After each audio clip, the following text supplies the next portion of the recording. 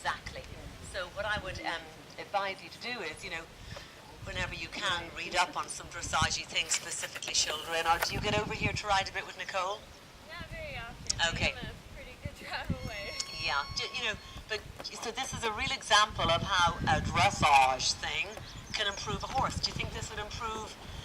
I can't think of any horse it wouldn't improve. No, I can think of a couple horses I could do this with. Yeah. And obviously before you go to sort of trying to teach it to them, Yeah. just do whatever you can do to do it on a bit of a schoolmaster. Yeah. And understand, like, I'm being a bit naughty, I'm just barely touching on it today, but at least I've given you the basis of shouldering.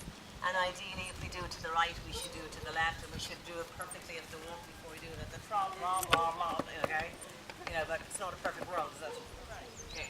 So, and you will find later on, most horses are crooked at the canter. Shoulder in is nearly always the best way to ride straight. Like, oh yeah, I mean, it's almost second nature for me. If I was cantering down the long side here, I would just very slightly put the horse in shoulder in, because the canter being a 3-beat pace, horses tend to carry their quarters a bit to the inside. Watch it, when you're teaching your students or watching your students canter. Nearly all horses, almost every horse, is crooked at the canter, and shoulder in is the best way to get them straight. The school horse I'm used to, he will drop his right hip, and then his head will just bear to the left. So every time, we're doing work, it's just that keeping him steady, not letting him drop that hip. So it's a lot of work. I feel like it's a lot of similar work like that, placing your leg in the correct space to let him know he can't drop his hip. Absolutely. He could benefit from just sort of being aligned. It's a bit like if you've ever driven a car or a truck that's not aligned, it feels like they're looking for a fifth leg or something, It's a horrible feeling. And that's a great exercise, and you saw us do that in earlier work today. I will tell you this though. Here's my feeling on school horses. Like, this mare she's worth her weight in gold. Yes, are there things you can do to make the school horses better and more supple and stronger? But a lot of times, they're kind of happier just being left alone. They're so valuable and so safe and so comfortable.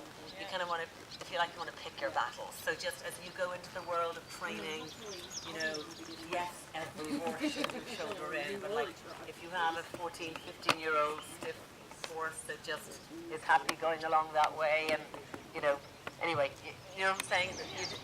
Some school horses are. You got it. So let's go ahead and pick up the reins. So we learned already about the walk. We had a nice trot. We discovered that she needs a bit more help going one way than the other. You learned a bit about shoulder in. Let's go ahead and pick up the trot again, and we're going to work a little bit on what Sydney did in her lesson, which was shortening and lengthening the trot stride. Have you done much of this work? Yes.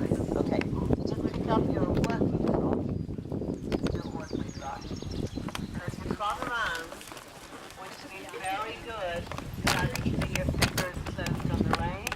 And the other thing I want you to be mindful about is, when it could just be the saddle, or it could just be Jaimee, you tend to want to drop your weight a little bit to the left.